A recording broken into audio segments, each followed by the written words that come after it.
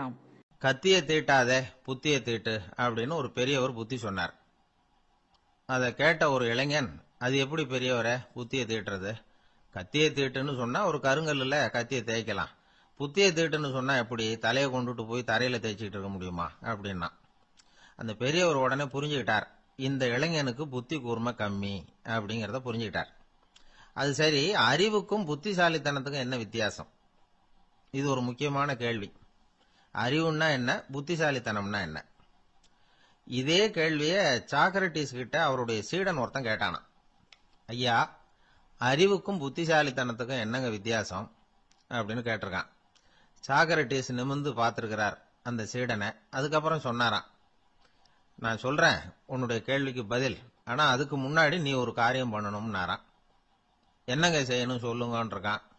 அதோ பாரு, ஒரு பெரியவர் உட்கார்ந்துருக்கிறாரு, அவர்கிட்ட போ, இங்க இருந்து பக்கத்துல இருக்கிற அந்த கிராமத்துக்கு போய் சேர எவ்வளவு நேரம் ஆகும் அப்படின்னு கேட்டுட்டு வா அப்படி சொன்னார் சாக்ரட்டிஸ். சரின்னு சொல்லிவிட்டு இவன் போனான். அந்த பெரியவர் முன்னாடி போய் நின்னான். ஏங்க பெரியவரை, இங்க இருந்து அதோ தெரியுத அந்த கிராமத்துக்கு போய் சேர்றதுக்கு எவ்வளவு நேரம் ஆகும் அப்படின்னு கேட்டான். பெரியவர் நிமிர்ந்து பார்த்தார், ஆனா பதில் எதுவும் சொல்லல. இவன் மறுபடியும் ஒரு தடவை அதே கேள்வி அவர்கிட்ட கேட்டான். என்னங்க, நான் கேட்கறது உங்க காதுல விழுதா? அந்த கிராமத்துக்கு போய் சேர்றதுக்கு எவ்வளவு நேரம் ஆகும் அப்படின்னு சொல்லி மறுபடியும் கேட்டான். அப்பவும் அவர் பதில் சொல்லல. உடனே அவன் மனசுக்குள்ள முடிவு பண்ணிட்டான், சரி பெரியவர் ஒரு மாதிரியா தெரிகிறார், புத்தி சுவாதீனம் சரியில்லாத ஒரு மாதிரி தெரியுது அப்படின்னு நினைச்சுக்கிட்டே வந்த வழியிலேயே திரும்பி வந்துட்டான். கொஞ்ச தூரம் நடந்திருப்பான். இப்ப அந்த பெரியவர் மறுபடியும் கூப்பிட்டார், இளைஞனே இப்படி வாழ்னார். இவனுக்கு ஒன்னும் புரியல.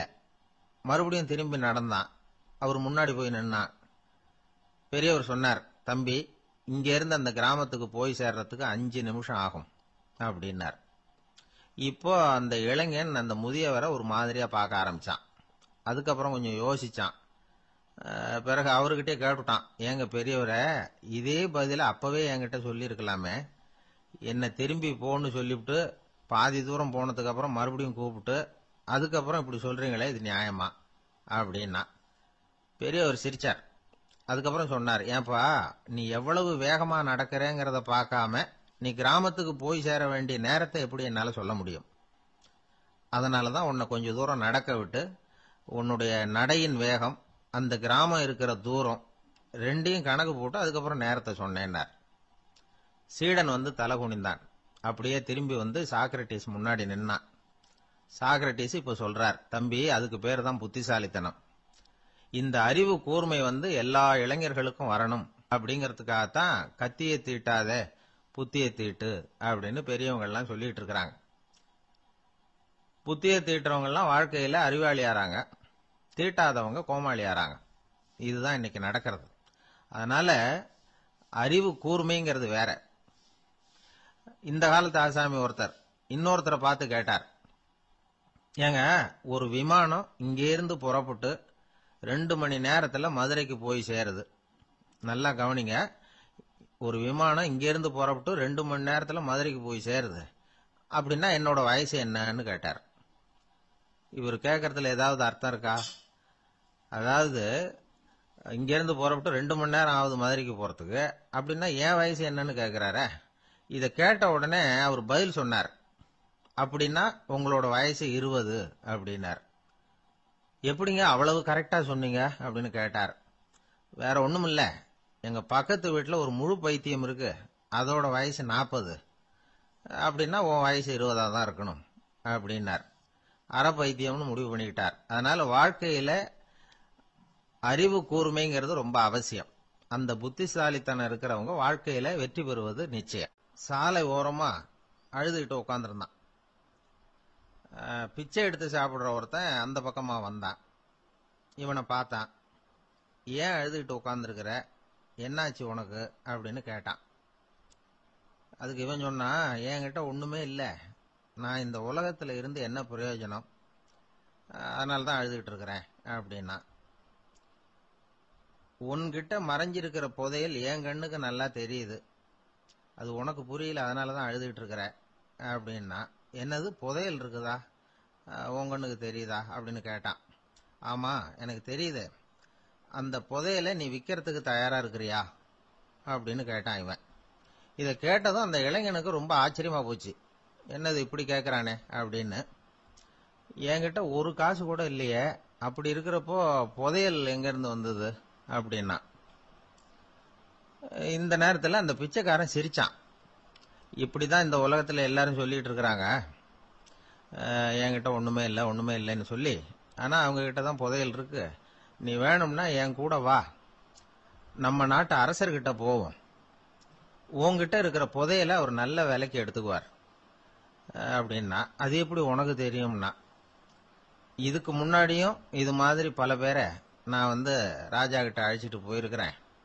அதனாலதான் உன்னை பார்த்தேன், உன்னையும் கூப்பிடுறேன். நீ சரின்னு சொன்னா உன்னை அழைச்சிட்டு போறேன். உங்ககிட்ட இருக்கிற புதையலை அவர் நல்ல விலை கொடுத்து எடுத்துக்குவார் அப்படின்னு சொன்னான். இவன் இப்படி சொல்றதும் அந்த இளைஞனுக்கு ஒண்ணுமே புரியல. இது என்னது இந்த ஆள் இப்படி சொல்லிட்டு இருக்கிறான், நம்ம கிட்ட என்ன இருக்குது, அதுவும் இல்லாம இவனே பிச்சை எடுத்து சாப்பிட்டுக்கிட்டு இருக்கிறான், இவன் போய் நம்மள ராஜா கிட்ட அழைச்சிட்டு போறதா போறேங்கிறானே என்ன அப்படின்னு சொல்லி அவன் யோசனை பண்ணான். என்ன யோசிக்கிற, உனக்கு பணம் வேணும்னா என்னோட வா அப்படின்னா. இளைஞன் ஒரு முடிவுக்கு வந்தான். சரி, இங்கேயே உட்காந்துக்கிட்டு இருக்கிறத விட அங்கேயாவது போய் பார்ப்போமே, இங்கே அழுதுட்டு உட்காந்துருக்கிறதுல என்ன பிரயோஜனம், ஏதோ கூப்பிடுறான் போய் பார்த்துட்டு வருவோமே அப்படின்னு சொல்லி அவன் கூட புறப்பட்டான். பிச்சைக்காரன் முன்னாடி போயிட்டே இருக்கிறான், இந்த இளைஞன் பின்னாடி நடந்து போயிட்டு இருக்கான். ரெண்டு பேரும் அரண்மனையை நோக்கி போறாங்க. பாதி வழி போயிருப்பாங்க. வழியில அந்த பிச்சைக்காரன் சொன்னான், இத பாரு, முன்னாடியே சில விஷயங்களை நாம பேசிக்க வேண்டியிருக்கு. சரியா தெளிவா முடிவு எடுத்துக்கிட்டு அதுக்கப்புறம் ராஜா கிட்ட போகணும். ஏன்னா அங்க போய் அது முடியாது இது முடியாதுன்னு நாம நமக்குள்ள சண்டை போட்டுக்கிட்டு இருக்க முடியாது. ராஜாவுக்கு விலையை பத்தி கவலையே இல்லை, எவ்வளவு சொன்னாலும் நமக்கு பணம் கிடைச்சிரும். ஆனா அதுக்கப்புறம் நான் இதை விற்கிறதுக்கு தயாரா இல்லைன்னு சொல்லிடக்கூடாது. அதனால புதையலை விற்கிறதா இல்லையாங்கிறத இங்கேயே தெளிவா முடிவு செஞ்சுக்கணும். இல்லைன்னா ராஜா கிட்ட போய் அங்க போய் குழப்பிட்டு இருக்க முடியாது அப்படின்னு சொன்னான். இளைஞனுக்கு ஒண்ணுமே புரியல. என்ன சொல்ற நீ, என்கிட்டயா புதையலா, எங்க இருக்குது அப்படின்னு சொல்லி குழம்பி போனான். இப்போ அந்த பிச்சைக்காரன் சொன்னான், இத பாரு, இப்போ உதாரணத்துக்கு உன்னுடைய கண்களை எடுத்துக்கோ, அதுக்கு நீ என்ன விலை கேட்டுற போற. நான் அதுக்கு ராஜா கிட்ட இருந்து ஒரு 50,000 ரூபா வாங்கி தர முடியும். உன்னுடைய இருதயத்தை கொடுக்குறியா, 20 லட்சம் ரூபா வாங்கி தரேன். மூளையை கொடுக்குறியா, 30 லட்சம் வாங்கி தரேன். என்ன சொல்ற அப்படின்னு சொல்லி இந்த பிச்சைக்காரன் பேசிக்கிட்டே போறான். இளைஞனுக்கு கோபம் வந்துட்டுது. என்ன உளர்ற, உனக்கு என்ன பைத்தியமா, கண்ணையும் மூளையையும் இருதயத்தையுமா விற்பாங்க, என்ன விலை கொடுத்தாலும் அதையெல்லாம் நான் விற்கிறதுக்கு தயாரா இல்லை, நான் விற்க மாட்டேன், அதை கொடுத்துட்டு நான் என்ன பண்றது, இப்படி நான் மட்டும் இல்லை யாருமே இதை விற்கிறதுக்கு தயாரா இருக்க மாட்டாங்க அப்படின்னு சொன்னான் அந்த இளைஞன். இவன் இப்படி சொன்னதும் அந்த பிச்சைக்காரன் வாய் விட்டு சிரிக்க ஆரம்பிச்சுட்டான்.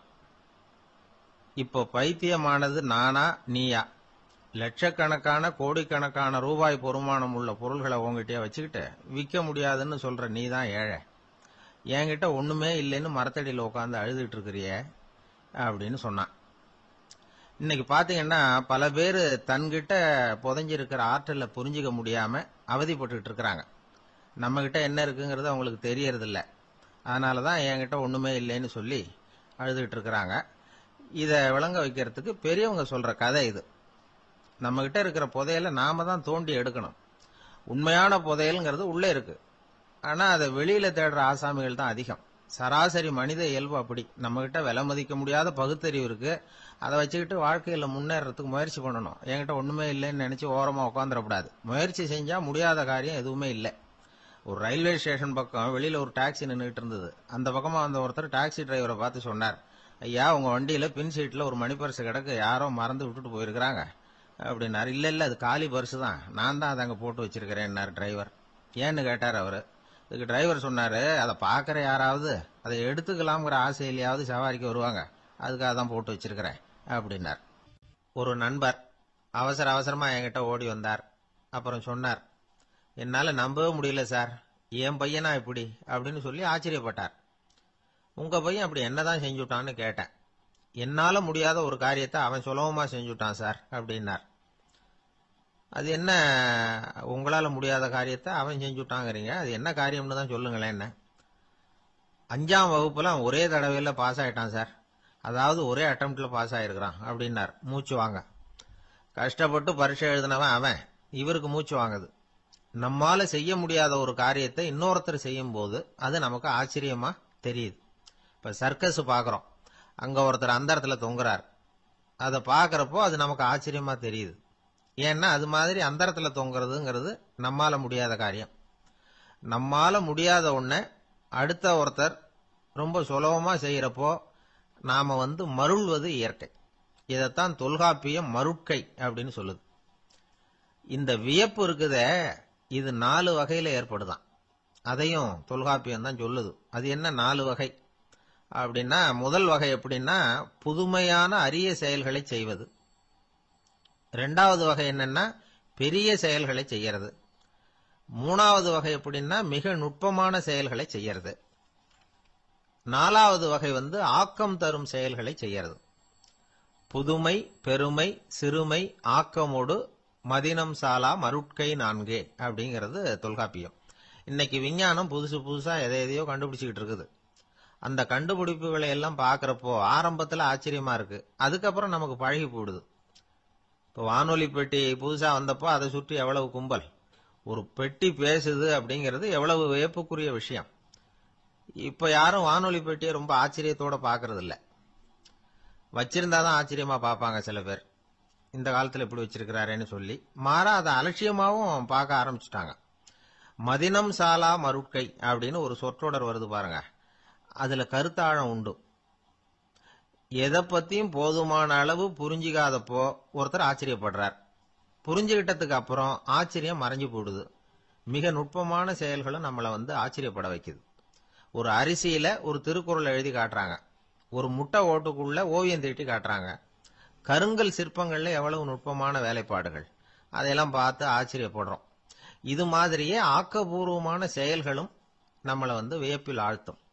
குப்பை கூலங்களை கூட வாழ்க்கைக்கு பயன்படுகிற பொருளா மாற்றுகிறவர்கள் இருக்கிறாங்க. அவங்களுடைய செயல் நமக்கு ஆச்சரியத்தை தருது. இடைக்காட்டு சித்தர்னு ஒருத்தர் இருந்தார். அவர் பாடிய மூவடி 30ங்கிற நூல்ல ஒரு பாட்டு வருது.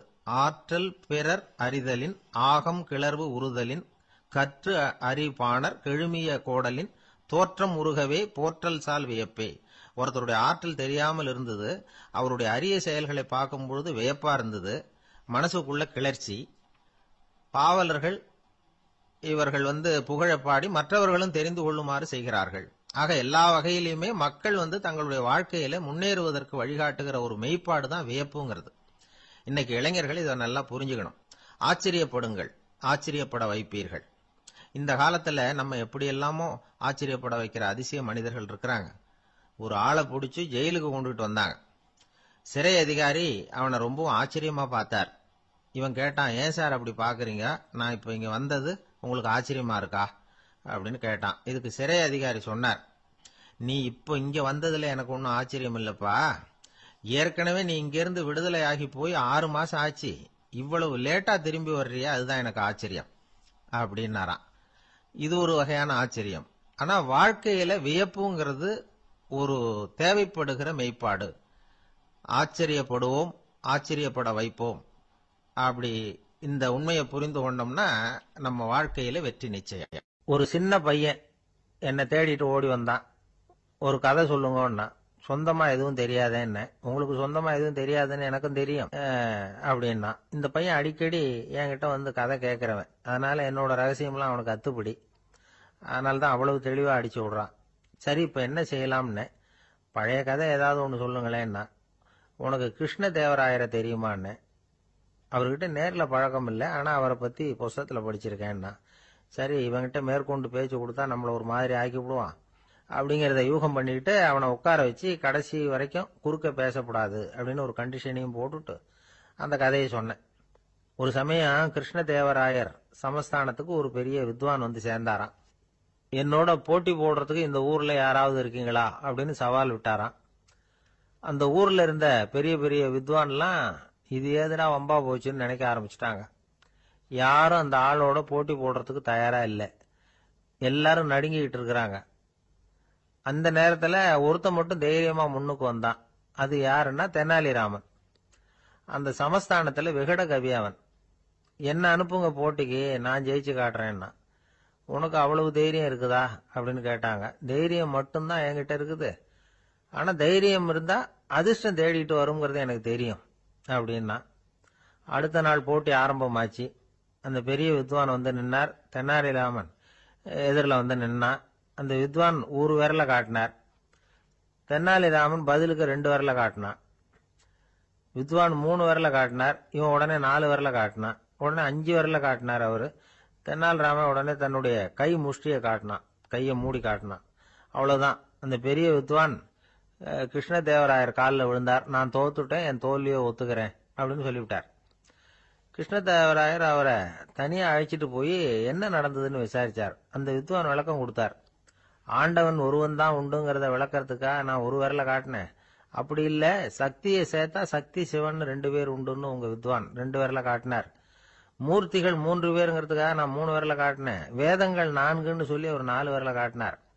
பஞ்சபூதங்கள் 5ன்னு நான் 5 விரல காட்டினேன். அதையெல்லாம் அடக்கி ஆளணும்னு சொல்லி அவர் கையை மூடி உறுதியா காட்டினாரு. அடடா, உங்க வித்வானுக்கு எப்பேற்பட்ட அறிவு! அவர் தான் ஜெயிச்சார், நான் தோத்துட்டேன் அப்படின்னார் அவர். அப்படி சொல்லிவிட்டு அவர் போயிட்டார்.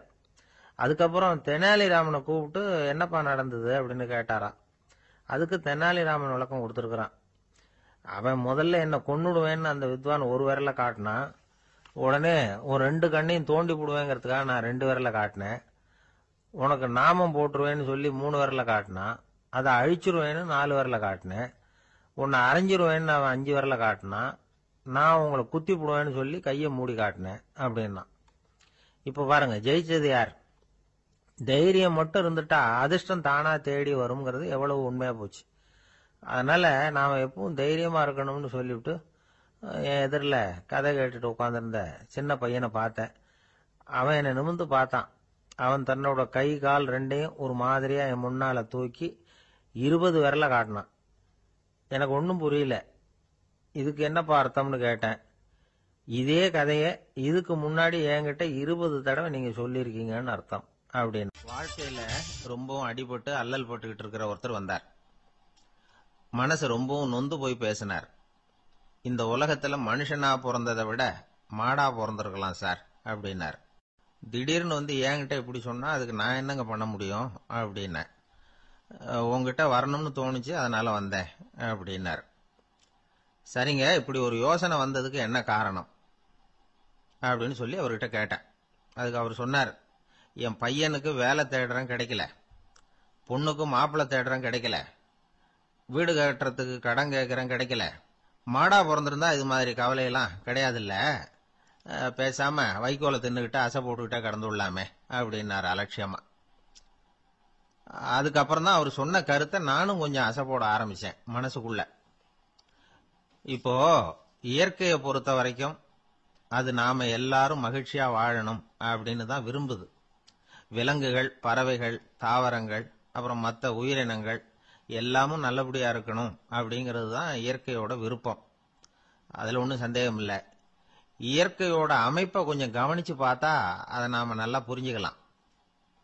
இருந்தாலும் இந்த ஆள் சொன்னதை கேட்ட பிறகுதான் ஒரு முக்கியமான வேறுபாடு புரிஞ்சுது.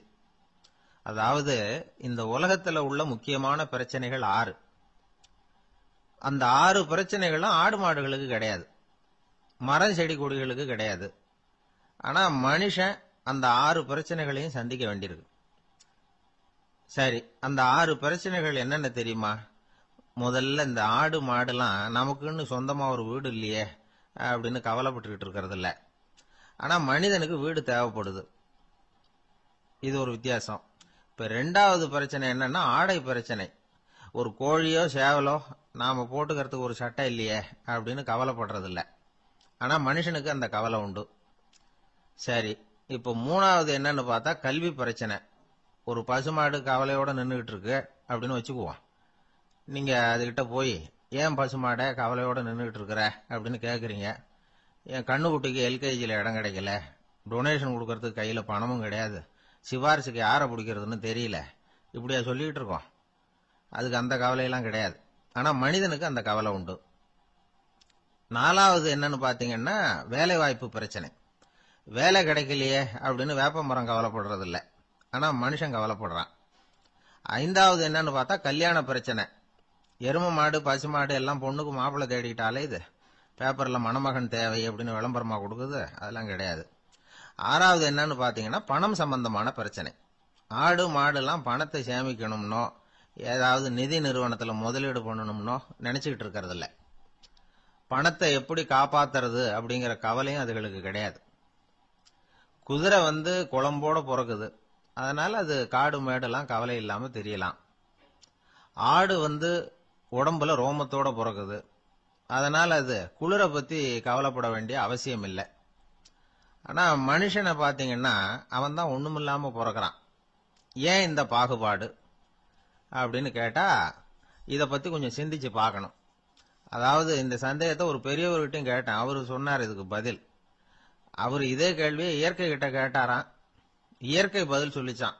வேற யாருக்கும் கொடுக்காத ஒரு வலுவான கருவிய, ஒரு பவர்ஃபுல் வெப்பன் மனுஷனுக்கு கொடுத்திருக்கிறேன்னு, அந்த கருவியை உபயோகப்படுத்தி அந்த 6 பிரச்சனையை மட்டும் இல்ல 6 கோடி பிரச்சனைகள் இருந்தாலும் அதையெல்லாம் சமாளிக்கலாம்.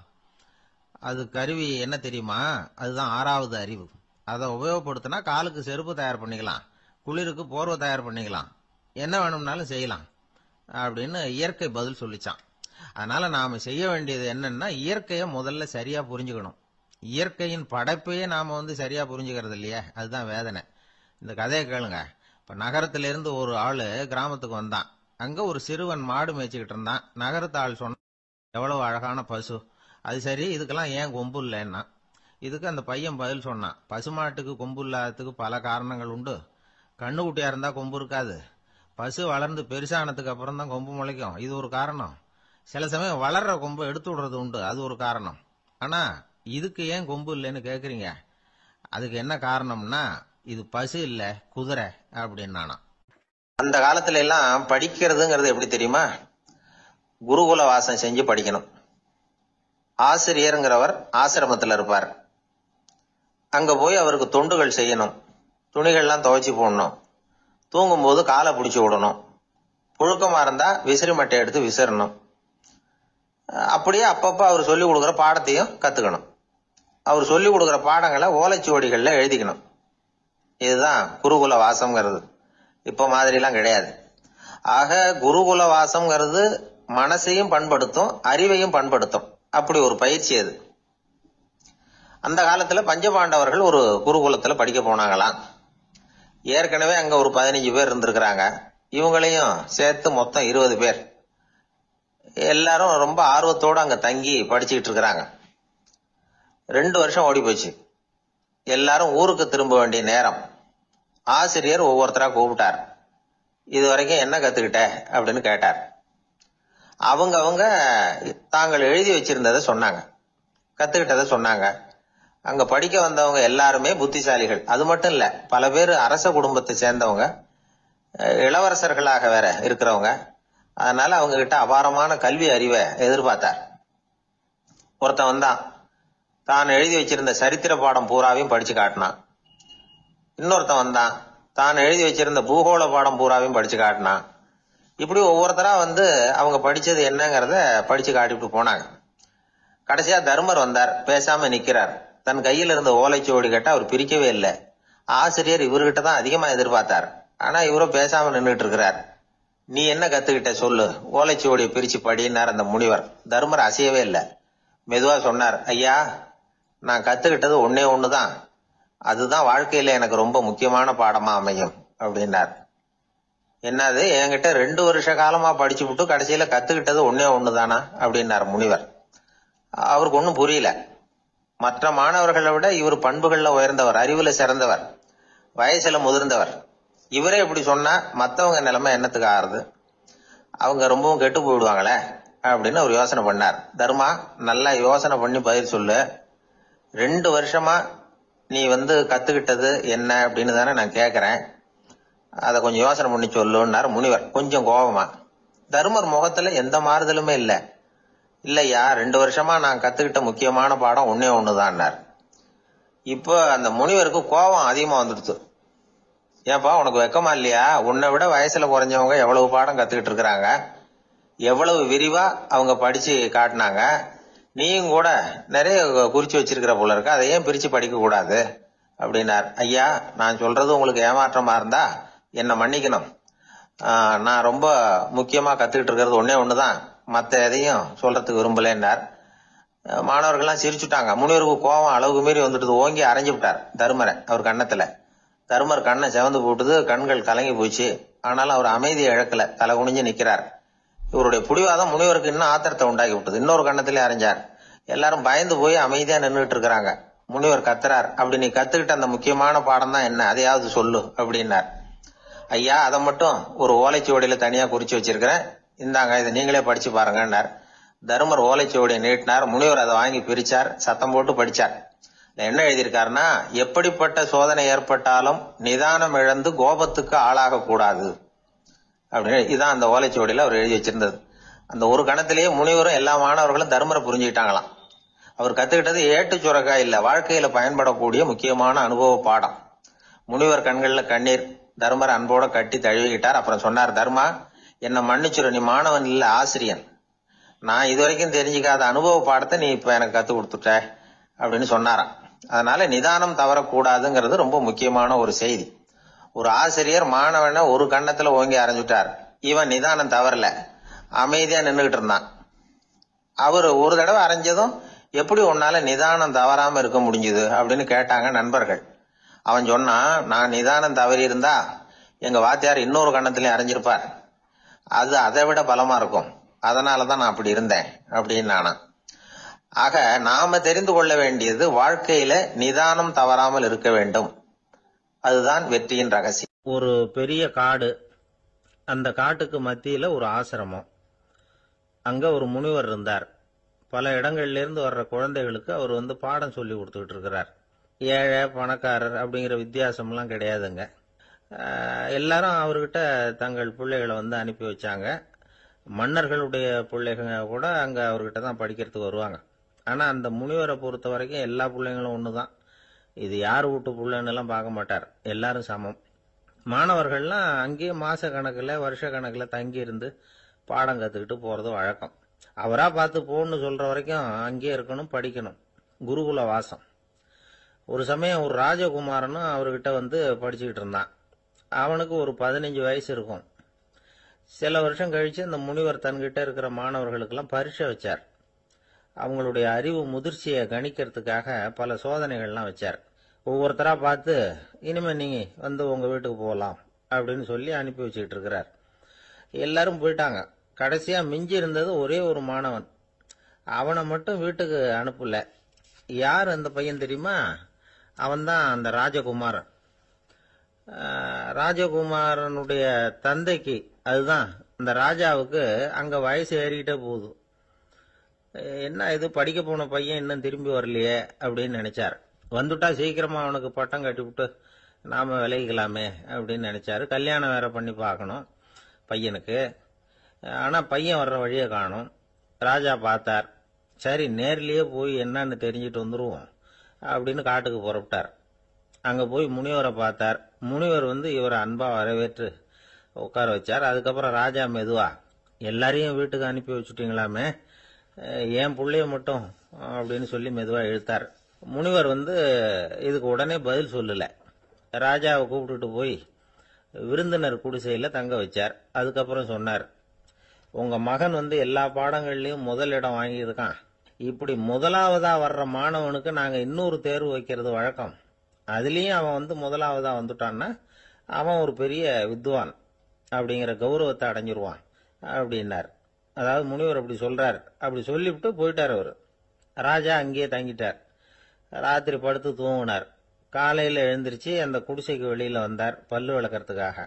அந்த சமயத்துல தூரத்துல ஒருத்தன் ஒரு கையில கோடாலியை வச்சுக்கிட்டு தலையில ஒரு பெரிய விறகு கட்டை சுமந்துக்கிட்டு வந்துகிட்டு இருக்கிறது மாதிரி தெரிஞ்சது. யாராவது விறகு வெட்டியா இருக்கும் அப்படின்னு நினைச்சார் ராஜா. கிட்ட வந்ததும் உத்து பாக்குறாரு. பார்த்தா அது தன்னோட புள்ள. திகைச்சு போயிட்டார்.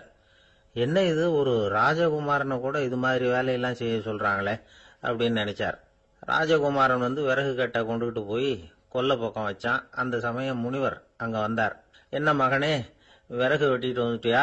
சரி, இப்போ ஒரு துடைப்பத்தை எடுத்துக்கோ, விருந்தினர் குடிசையின் வாசல் பக்கத்தை கூட்டி பெருக்கி சுத்தம் பண்ணு போ அப்படின்னார். அப்படியே செய்யறேன் குருவே அப்படின்னு சொல்லிவிட்டு போனான். சுத்தம் பண்ண ஆரம்பிச்சுட்டான். ராஜா பார்த்தார். இத உடனே ஓடியாந்தார். மகனே, என்ன காரியம் பண்ற? தொடப்பத்தை கீழே போடுனார். இப்ப அந்த ராஜகுமாரன் சொல்றான், தந்தையே, இது என்னுடைய குருதேவரோட உத்தரவு. இங்க நான் ஒரு மாணவன். இங்க அரசனும் ஒண்ணுதான், ஆண்டியும் ஒண்ணுதான். குருதேவர் சொல்றத மறுக்காம செய்யறது தான் எங்க கடமை அப்படின்னா. இந்த சமயம் முனிவர் அங்க வந்தார். இவனை முதுகுல தட்டி கொடுத்தார். அப்புறம் ராஜா கிட்ட சொன்னார், அரசே, உங்க புள்ள எங்க கடைசி தேர்வுலையும் வெற்றி பெற்றுட்டான். பணிவுதான் மாணவர்களின் மிக உயர்ந்த குணம். குருநாதர் சொல்றது மனசுக்கு பிடிக்கலன்னா கூட மறுக்காம செய்யணும். அப்படி செய்யறதுனால எதை செய்யலாம், எதை செய்யக்கூடாது அப்படிங்கிற விவேகம் அவங்களுக்கு வந்துடும். செய்யக்கூடாதத கூட பெரியவங்க சொல்லிவிட்டா செஞ்சுதான் ஆகணும் அப்படிங்கிற பணிவு அவங்களுக்கு வந்துடும்.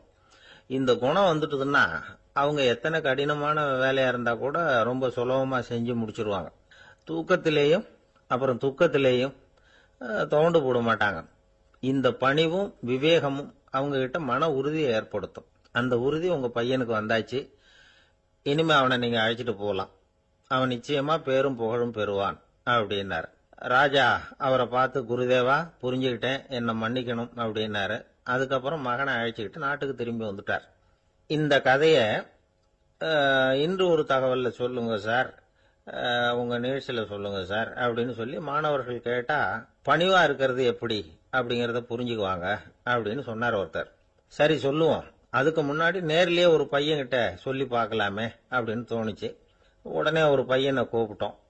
ஏன்பா, உங்க வாத்தியார் உனக்கு இது மாதிரி ஒரு பரீட்சை வச்சா என்ன பண்ணுவேன் அப்படின்னு கேட்டோம். நானும் அப்படிதான் சார் நடந்துக்குவேன். விறகு வெட்டுவேன், தொடப்பத்தினால கூட்டி சுத்தம் பண்ணுவேன், உடனே செஞ்சு முடிச்சிருவேன் சார் அப்படின்னா. பலே, பரவாயில்லையே அப்படின்னோம். ஆமா சார், அப்படி செஞ்சாதானே வீட்டுக்கு அனுப்புவார், இல்லைன்னா இன்னொரு வருஷம் இங்கே இருந்து படின்னு சொல்லி விடுவாரு, அதனால அப்படி செய்வேன் அப்படிங்கிறான் அந்த பையன். அவர் ஒரு நாள் வீட்டு திண்ணையில உட்காந்துருந்தாராம். அப்போ தெருவில் ஒரு பிச்சைக்காரன் அந்த வழியா வந்திருக்கிறான். பிச்சை கேட்டிருக்கான். அந்த சமயத்துல தர்மர் வேற ஏதோ வேலையா இருந்திருக்கிறார். அதனால பிச்சைக்காரனை பார்த்து, நாளைக்கு வா அப்படின்னு சொல்லிவிட்டார். அவனும் சரின்னு சொல்லிட்டு போயிட்டான். பீமன் இத பார்த்துக்கிட்டு இருந்தான். உடனே அவன் என்ன செஞ்சான் தெரியுமா? ஒரு முரசை எடுத்துக்கிட்டு கிராமத்தை நோக்கி ஓடனான். முரசை அடிச்சுக்கிட்டு ஏதோ சொல்ல ஆரம்பிச்சுட்டான். தர்மருக்கும் இது தெரிய வந்தது. அவருக்கு ஒன்றும் புரியல. என்னாச்சு உனக்குன்னு கேட்டார். பீமன் சொன்னான், நான் கிராம மக்களுக்கு ஒரு செய்தியை தெரிவிக்க போறேன் அப்படின்னா. என்ன செய்தின்னார். எங்க அண்ணன் காலத்தை வென்றுட்டார் அப்படிங்கிற செய்தியை சொல்ல போறேன்னா. நான் காலத்தை ஜெயிச்சுட்டேனா, எதனால அப்படி சொல்ற அப்படின்னு கேட்டார். நீங்க பிச்சைக்காரனை நாளைக்கு வர சொன்னீங்களே, அதனாலதான் அப்படின்னா. அதனால என்னன்னார். நீங்க அவனை நாளைக்கு வான்னு சொன்னீங்க, நீங்க நிச்சயமா நாளைக்கு இருப்பீங்களா? அந்த பிச்சைக்காரனை நாளைக்கு உயிரோட இருப்பானா? நாளைக்கு நீங்க இருந்தாலும் பிச்சை போடக்கூடிய மனோபாவம் உங்களுக்கு இருக்குமா? பிச்சை நிச்சயம் போடுவீங்களா? நாளைக்கு வரைக்கும் அவன் பிச்சைக்காரனாவே இருப்பாங்கிறது என்ன நிச்சயம்? நாளைக்கு உங்க சந்திப்பு நிச்சயம் நடக்குமா? அதனாலதான் நீங்க காலத்தை ஜெயிச்சுட்டீங்க அப்படின்னு சொல்லி அவ்வளவு நிச்சயமா நான் முடிவு பண்ணிவிட்டேன். அப்படி நீங்க நினைச்சதுனாலதான் அவனை நாளைக்கு வர சொல்லியிருக்கிறீங்க. இது எவ்வளவு பெரிய விஷயம். இதை மற்றவங்களுக்கு சொல்லாம இருக்கலாமா? நேரம் ஆயிட்டுது, நான் உடனே ஊருக்குள்ள போய் இதை சொல்லணும். தாமதிக்க முடியாது. ஏன்னா இந்த நேரம் கடந்துட்டுதுன்னா அடுத்த நாழிகை எனக்கு கிடைக்கும்ங்கிறது நிச்சயம் இல்லை அப்படின்னு பீமன் சொல்லி முடிச்சுட்டு புறப்படுறதுக்கு தயாரானான். தர்மர் அவசரமா குறுக்கிட்டார். தம்பி, கொஞ்சம் பொறு, நான் தவறு பண்ணிட்டேன். பரிபூர்ண சுதந்திரம் பெற்ற மனிதன் தான் அப்படி பேச முடியும், அப்படி வாக்குறுதி தர முடியும். அந்த பிச்சைக்காரனை இப்பவே கூப்பிடு, ஏதாவது உடனே கொடுத்து அனுப்பி வச்சு விடுறேன். நாளைக்கு என்ன நடக்கும்ங்கிறது யாருக்கு தெரியும் அப்படின்னார். இந்த கதையிலிருந்து நாம உணர்ந்து கொள்ள வேண்டிய உண்மை என்ன தெரியுமா? நிகழ்காலம் ஒண்ணுதான் நம்ம கையில் இருக்கிறது. அதை தவற விடாமல் சரியா பயன்படுத்திக்கணும். கடந்த காலம்ங்கிறது திரும்பி வர போறதில்ல. எதிர்காலம்ங்கிறது இப்ப நம்ம கிட்ட கிடையாது. அதனால நிகழ்காலத்தை தான் நாம பயன்படுத்திக்க முடியும். ஒரு ஊர்ல ஒரு சோதிடர் இருந்தார். அவர் எதிர்காலத்தை பத்தி அதிகமா சொல்லிட்டு இருப்பார். அவருடைய சோதிடத்தை எப்படியாவது பொய்யாக்கி போடணும் அப்படின்னு சொல்லி 2 இளைஞர்கள் தீர்மானம் பண்ணிட்டாங்க. அதுக்காக ஒரு திட்டம் போட்டாங்க. அது குளிர்காலம். ஒரு இளைஞன் பெரிய கோட்டு ஒண்ணு சட்டைக்கு மேல போட்டுக்கிட்டான். அந்த மேல் கோட்டுக்குள்ள ஒரு புறாவை மறைச்சு வச்சுக்கிட்டான். 2 பேரும் அந்த சோதிடர் வீட்டுக்கு போறாங்க. அவரை பார்த்தாங்க. இத பாருங்க, இந்த கோட்டுக்குள்ள ஒரு புறாவை மறைச்சு வச்சிருக்கிறோம். அந்த புறா இப்ப உயிரோட இருக்கா இறந்து போச்சா, இதை நீங்க சொல்லணும். சரியா சொல்லிவிட்டா உங்க ஜோசியத்தை நம்புறோம் அப்படின்னாங்க. இவங்க மனசுக்குள்ள என்ன திட்டம்னா, புறா உயிரோட இருக்குன்னு அவர் சொல்லிவிட்டாருன்னா அப்படியே கையால் அமைக்க அதை கொண்டுட வேண்டியது. புறா உயிரோட இல்லைன்னு சொல்லிவிட்டாருன்னா அப்படியே உயிரோட எடுத்து காட்டிவிட வேண்டியது. இதுதான் அந்த இளைஞர்களோட திட்டம். அவர் என்ன பதில் சொன்னாலும் அவர் சொல்றது பொய்ன்னு நிரூபணம் பண்ணிவிடலாம்ல, இதுதான் அவங்க நம்பிக்கை. இந்த சோதிடர் எல்லா வகையிலையும் தப்பிக்க முடியாதுன்னு அவங்க நம்பினாங்க. ஆனா அந்த சோதிடர் சொன்ன பதில் இவங்களை திகைக்க வச்சுட்டுது. அவர் என்ன சொன்னார் தெரியுமா? உங்க கோட்டுக்குள்ள இருக்கிற புறா உயிரோட இருக்கா செத்து போச்சா அப்படின்னு தானே கேக்குறீங்க. அது உங்க கையில இருக்கு. அது சாகவும் இல்லை உயிரோடவும் இல்லை. அந்த பறவையின் வாழ்வும் சாவும் உங்க கையில தான் இருக்குன்னார். இவங்க தோல்வியை ஒத்துக்கிட்டாங்க. இந்த கதையை நமக்கு ஒரு உண்மையை உணர்த்துது. இன்றைய இளைஞர்கள் எதிர்காலம்ங்கிற பறவையை தங்களுக்குள்ள வச்சிருக்கிறாங்க. அந்த பறவையின் வாழ்வும் தாழ்வும் அவங்க கையில தான் இருக்கு. நமது வாழ்க்கைங்கிறது நமது கையில. நாம நல்லா இருக்கிறதும் இல்லாம போறதும் நாம தான் காரணம். ஒரு மருத்துவமனை படுக்கையில கிடந்த நோயாளி சொன்னார், டாக்டர் என்னோட வாழ்வும் சாவும் உங்க கையில தான் இருக்கு, ஏன்னா இப்ப எனக்கு ஆபரேஷன் பண்ண போறது நீங்க அப்படின்னாரு. பயப்படாதீங்க, எல்லாம் நாங்க பாத்துக்கிறோம்னாரு டாக்டர்.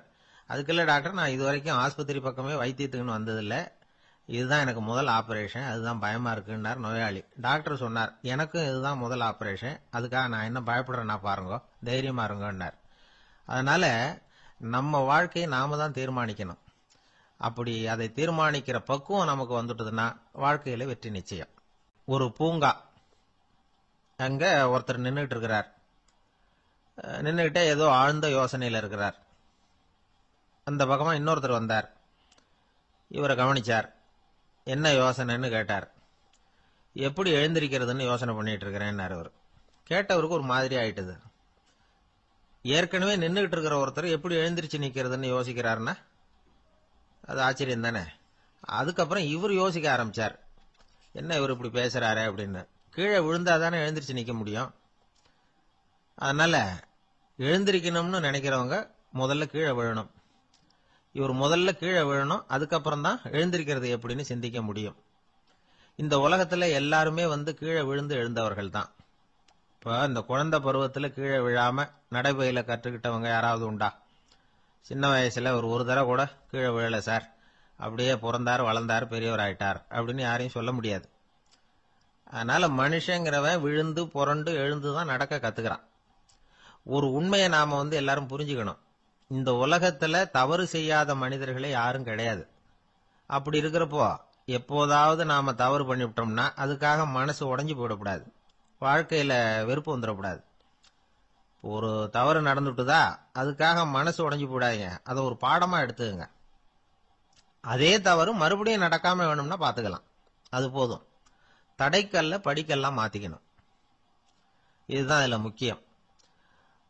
ஒரு அலுவலகம், அங்க ஒரு அதிகாரி, அவர் உயர்ந்த பதவியில் இருந்தார். சிறந்த நிர்வாகின்னு பேர் வாங்கினவர் அவர். அவர் தனக்கு கீழே வேலை செய்யறவங்க கிட்ட எல்லாம் சொல்லுவாராம், இந்த நிறுவனத்துல நீங்க எத்தனை தடவை வேணும்னாலும் தவறுகள் செய்யலாம், ஆனா ஒரே விஷயம் என்னன்னா ஒரே தவறை மறுபடியும் செய்யக்கூடாது, அது முக்கியம் அப்படின்பாராம். இத மேம்போக்கா பார்த்தா அவர் ஏதோ தன்னுடைய ஊழியர்களை தவறு செய்ய தூண்டுறது மாதிரி தெரியும். ஆனா உண்மை அப்படி இல்லை. இன்னைக்கு என்ன நடக்குது தெரியுமா? அநேகமா எல்லா மனிதர்களுமே ஒரே தவறை தான் மறுபடியும் மறுபடியும் செய்யறாங்க. விளையாட்டு வீரர்கள் ஒரே மாதிரியான தவறுகளை திரும்ப திரும்ப செய்யறது உண்டு. கணக்கு எழுதுறவங்களை பாருங்க, ஒரே தப்ப மறுபடியும் மறுபடியும் செய்வாங்க. அலுவலகம் வருகிறவர்களை கவனிங்க, ஒரு நாள் தாமதமா வந்தா பரவாயில்ல, தினமும் தாமதமா வருவாங்க. இது மாதிரி செய்த தவறையே திரும்ப திரும்ப செய்யறதுக்கு என்ன காரணம் அப்படின்னா சோம்பல், ஞாபக மறதி, கவனக்குறைவு, தன்னுடைய திறமை பேர்ல அளவுக்கு மீறிய நம்பிக்கை, இப்படி இதுல ஏதாவது ஒரு காரணமா இருக்கலாம் அப்படிங்கிறாங்க இது பற்றி ஆய்வு செய்கிற வல்லுநர்கள். ஒரு தடவை செஞ்ச தவிர மறுபடியும் செய்யறது இல்லைன்னு முடிவு செஞ்சுக்கிட்டு அதை செயல்படுத்த கத்துக்கணும், அது போதும், வாழ்க்கை வெற்றிகரமா அமையும் அப்படிங்கிறாங்க அந்த அனுபவசாலிகள். அதனால வெற்றிகரமா வாழ்க்கையில நடைபோட விரும்பும் இளைஞர்கள் தவிர்க்க வேண்டியது என்னன்னா, முதல்ல சோம்பலை தவிருங்கள், சுறுசுறுப்பாக இயங்குங்கள் அப்படிங்கறது அவங்க அறிவுரை. ரெண்டாவது ஞாபக மறதி, எந்த செயல்லையும் ஈடுபாடு வேணும், அக்கறை வேணும். மூணாவது கவனக்குறைவு, எதையும் அலட்சியப்படுத்தக்கூடாது. நாலாவது என்னால முடியாதது எதுவுமே கிடையாது அப்படிங்கிற அளவுக்கு மீறிய நம்பிக்கை அது ஆபத்துல கொண்டு போய் விட்டுரும். அதனால முதல் தவறு உங்களுக்கு ஒரு பாடமா அமையணும். ஒரு மனிதர் அவர் தன்னுடைய 2 காதுலயும் கட்டு போட்டுக்கிட்டு வந்தார். அவருடைய நண்பர் அதை கவனிச்சுட்டார். என்ன சார் ஆச்சு, 2 காதுலயும் கட்டு போட்டிருக்கீங்களே அப்படின்னு விசாரிச்சார். ஒண்ணுமில்ல சார், வீட்டுல ரொம்ப ஆர்வமா டிவியில கிரிக்கெட் மேட்ச் பார்த்துக்கிட்டு இருந்தேன். அப்போ என்னுடைய மனைவி துணிகளுக்கு அயன் பண்ணிட்டு இருந்தாங்க. அயன் பாக்ஸை அப்படியே வச்சுட்டு அடுப்பங்கரைக்கு போயிட்டாங்க. அந்த சமயம் பார்த்து டெலிபோன் பண்ணி அடிச்சுது. அவசரமா ஓடி போய் அதை எடுத்து காதுல வச்சேன். அப்பதான் தெரியும் அது அயன் பாக்ஸுங்கிற விஷயம். சூடா இருந்ததா, சுட்டு விட்டுது அப்படின்னாரு. ஒரு காது சரி சார், 2 காதும் ஏன் அப்படி ஆச்சு அப்படின்னு கேட்டார். அதே ஆளு மறுபடியும் போன் பண்ணா சார் அப்படின்னாரு. இவர் எவ்வளவு தூரம் யோசிச்சிருப்பாரு பாருங்க. அதனால ஒரு தவறு மறுபடியும் நடக்கக்கூடாது. முதல் தவறு உங்களுக்கு ஒரு பாடமாக அமையட்டும் அப்படிங்கிறது தான் இதுல இருந்து நாம தெரிந்து கொள்ள வேண்டிய கருத்து. அதனால தவறுகள் அதெல்லாம் தடைக்கெல்லாம் நினைக்க வேண்டாம், படிக்கெல்லாம் நினைப்போம். அப்படி நினைச்சோம்னா வாழ்க்கையில வெற்றி நிச்சயம். கொஞ்சம் தூரத்துல நாம நிக்கிறோம். எட்டத்துல இருந்துகிட்டு அவரை கவனிக்கிறோம். அவர் போன்ல பேசுறத, அவர் பேசுகிற வார்த்தைகள் என்ன அப்படிங்கறது நம்ம காதுல விழல. ஆனாலும் அவர் பேசிக்கிட்டு இருக்கிறது நல்ல செய்தியா கெட்ட செய்தியா அப்படிங்கறத நம்மால யூகிக்க முடியும். மகிழ்ச்சியான செய்தியை பேசும்போது முகம் மலருது, புன்னகை பூக்குது. இதுல ஒண்ணு நீங்க கவனிக்கணும். தொலைபேசியில நாம பேசுறப்போ நம்மோட பேசுறவர் எதிரில் இல்ல. அவர் தொலைபேசி வழியா நம்ம குரலை மட்டும்தான் கேட்க போறார். நம்ம முகத்தை அவர் பார்க்க போறது இல்ல. அப்படி இருந்தும் அப்ப நம்ம முகம் ஏன் மலரணும் அப்படின்னா இதுதான் உடல் மொழி, பாடி லாங்குவேஜ் அப்படின்னு சொல்றாங்க. நம்ம அறியாமலேயே நம்ம உடம்பு செய்திகளை தெரிவிக்குது பாருங்க, அதுதான் உடல் மொழி. ஒரு மனிதர் தொலைபேசியில பேசிக்கிட்டு இருக்கிறத நீங்க தூரத்துல இருந்து கவனிச்சுக்கிட்டே அவர் நண்பரோட பேசுறாரா, மனைவியோட பேசுறாரா, குழந்தையோட பேசுறாரா, இல்ல மேல் அதிகாரி கிட்ட பேசுறாரா, அல்லது அவருக்கு கீழே பணிபுரிகிறவர்கள் கிட்ட பேசுறாரா அப்படிங்கறத கண்டுபிடிக்கலாம். அதுக்கு காரணம் அவருடைய உடல் மொழி. இந்த உடல் மொழி கூட நம்ம வாழ்க்கையின் முன்னேற்றத்துக்கு பயன்படும். இத பத்தியெல்லாம் கூட சில நிபுணர்கள் ஆராய்ச்சி பண்ணி பார்த்திருக்கிறாங்க.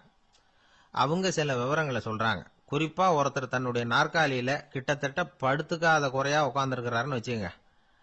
எதிர இருக்கிறவர் பேசுறது அவருக்கு பிடிக்கலன்னு அர்த்தமா. தலையை சொரிஞ்சுக்கிறது, வேற வேற திசைகள்ல பாக்குறது, கொட்டாவி விடுறது, கால்களை மாத்தி போட்டு உட்கார்றது, களைப்பா கை விரல்களை அப்படியே பின்னிக்கிறது, அடிக்கடி கடிகாரத்தை பாக்குறது, இப்படிலாம் ஒருத்தர் பண்ணிட்டு இருக்கிறாருன்னா நாம கூடிய சீக்கிரம் அந்த இடத்த விட்டு எழுந்திரிச்சு வந்துடுறது நல்லது. ஏன்னா இதெல்லாம் அவருடைய சலிப்பு, சோர்வு, ஆர்வமின்மை இதுக்கு அடையாளங்கள். நம்முடைய பேச்சு அவரை சலிப்படைய வச்சுட்டதுன்னு அர்த்தம். அவர் ரொம்பவும் சோர்ந்து போயிட்டாருன்னு பொருள். நம்முடைய பேச்சில் அவருக்கு ஆர்வம் இல்லைன்னு அர்த்தம். அதே நேரத்தில் நாற்காலியின் நுனியில அமர்ந்து உடலை முன்னுக்கு நகர்த்தி எதிர இருக்கிறவரின் கண்களை பார்த்துக்கிட்டே பேசினாலும் சரி அல்லது பேச்சை கேட்டாலும் சரி, உங்க பேர்ல மற்றவங்களுக்கு உள்ள பிடிப்பு அதிகரிக்கும். நாம எப்படிப்பட்டவர்ங்கிறத நம்ம உடம்பும் நடை உடை பாவனையும் அடுத்தவங்களுக்கு காட்டி கொடுத்துரும். உங்க உடம்பு, உங்க பார்வை, நடை, உட்கார்ற விதம் இதை வச்சுக்கிட்டே நீங்க பொறுப்புள்ளவரா, முரடரா, அலட்சியமானவரா, மரியாதை தெரிஞ்சவரா, அடக்கமானவரா, நம்பிக்கைக்கு உரியவரா, நாணயம் இல்லாதவரா, பயந்தவரா, திறமசாலியா, அப்பாவியா அப்படிங்கறதெல்லாம் கண்டுபிடிச்சிடலாம். அதனால இந்த உடல் மொழியை புரிஞ்சுக்கிட்டு நம்மளை கொஞ்சம் சரிப்படுத்திக்கிட்டோம்னா வாழ்க்கையில சுலபமா பல காரியங்களை சாதிக்க முடியும். ஒரு மனநல மருத்துவமனை, அங்க ஒருத்தர் ஒரு நாற்காலியில உட்காந்துக்கிட்டு கார் ஓட்டுறது மாதிரி அப்படி பாவனை பண்ணிட்டு இருந்தார். ஸ்டேரிங்கை திருப்புறது மாதிரி, பின்னாடி வர்ற வண்டியை நிக்க சொல்றது மாதிரி, அப்புறம் இவரு ஒதுங்கிக்கிட்டு அவருக்கு வழி விடுறது மாதிரி, இப்படிலாம் சேட்டைகள் பண்ணிட்டு இருந்தார் மனநல மருத்துவமனையில. இத பார்த்துக்கிட்டு இருந்த ஒருத்தர் பக்கத்துல இருந்த இன்னொருத்தர்கிட்ட கேட்டார், இவர் ஏன் இப்படி பண்றாரு, இவருக்கு ஏன் அப்படி வந்தது நிலைமை அப்படின்னு சொல்லி அவர் விசாரிச்சார். அப்ப அவர் விவரம் சொன்னார். வேற ஒண்ணும் இல்லைங்க, இவருக்கு கார் ஓட்டணும்னு ஆசை ரொம்ப காலமா, அது நிறைவேறாம போயிட்டுது. அதுக்கப்புறம் அவர் மனநோயாளியா மாறிட்டார். இங்க அழைச்சிட்டு வந்தாங்க. இங்க அழைச்சிட்டு வந்ததுல இருந்து அப்படிதான் பண்ணிட்டு இருக்கிறார். அவ கார் ஓட்டுறது மாதிரிலாம் பாவனை பண்ணிட்டு இருப்பார், திருப்புறது மாதிரி பண்ணுவார், பின்னாடி வர்றவங்களுக்கு இடம் விடுவார், இப்படிலாம் செய்யறார் அப்படின்னு விவரம் சொன்னாங்க. நீங்க சொல்லப்படாதா, இப்ப நீங்க கார் ஓட்டல, வெறும் நாற்காலியில தான் உட்கார்ந்து இருக்கிறீங்க அப்படின்னு நீங்க சொல்லப்படாதா அவருக்கு அப்படின்னு கேட்டாங்க. அது முடியாதுங்க, ஏன்னா அந்த காரை கழுவுறதுக்காக அவர் தினமும் எனக்கு 10 ரூபா கொடுத்துக்கிட்டு இருக்கிறார் அப்படின்னாராம் அங்க வேலை செஞ்சுக்கிட்டு இருந்த ஒருத்தர். அதனால வாழ்க்கையில நாம இந்த உடல் மொழியை புரிஞ்சுக்கணும். உடல் மொழிங்கிறது இப்ப ஆரம்பத்துல சொன்னது மாதிரி அந்த தொலைபேசியில பேசுறவங்கள தூரத்துல இருந்து பார்த்தாவே அவர் யாருகிட்ட பேசுறாரு என்ன பேசுறாருன்னு தெரியும். நம்ம முகத்தை நல்லா வச்சுக்கணும். உடல் மொழிய நம்ம புரிஞ்சுக்கிட்டு பயன்படுத்த ஆரம்பிச்சோம்னா எந்த முயற்சி பண்ணினாலும் அதுல வெற்றி நிச்சயம். பிரிட்டிஷ் ஆட்சி நடந்துகிட்டு இருந்த காலம் 1920களின் கடைசி. அப்போ நடந்த ஒரு உண்மை நிகழ்ச்சி இது. ஒரு கல்யாண மாப்பிள்ளை ரயில்ல இறங்க போறார். அவரை வரவேற்க ஒரு ராஜ குடும்பமே காத்துக்கிட்டு இருக்குது. மங்களூர்ல இருந்து இறங்குற அந்த மாப்பிள்ளை யார் தெரியுமா? ஒரு நாய். உண்மைதான், அந்த நாய்க்கு தான் கல்யாணம். சுதேசி சமஸ்தானத்து மன்னர்கள்ல ஒருத்தர் ஜூனாகட் மகாராஜா. அவரோட வளர்ப்பு நாய் ரோஷனாரா. அதுக்கு கல்யாணம் பண்ணி வைக்கணும்னு ஆசைப்பட்டார். மாப்பிள்ளை தேடினார். மங்களூர் மகாராஜாவோட வளர்ப்பு நாய் ஒன்னு இருந்தது, பேரு பாபி. இது ரெண்டுக்கும் கல்யாணம் நடத்த முடிவு பண்ணார். திருமணத்துக்கு வேண்டிய எல்லா ஏற்பாடுகளையும் பண்ணுங்க அப்படின்னு உத்தரவு போட்டார். ஆயிரக்கணக்கான அழைப்புதழ்கள், பல சமஸ்தான மன்னர்கள், ஜமீன்தார்கள், பிரிட்டிஷ் அதிகாரிகள், பெரிய பணக்காரங்க, இப்படி நிறைய பேருக்கு அழைப்புதழ்கள் அனுப்பி வச்சாங்க. பத்திரிகையை பார்த்தவங்க எல்லாம் திகைச்சு போயிட்டாங்களாம்.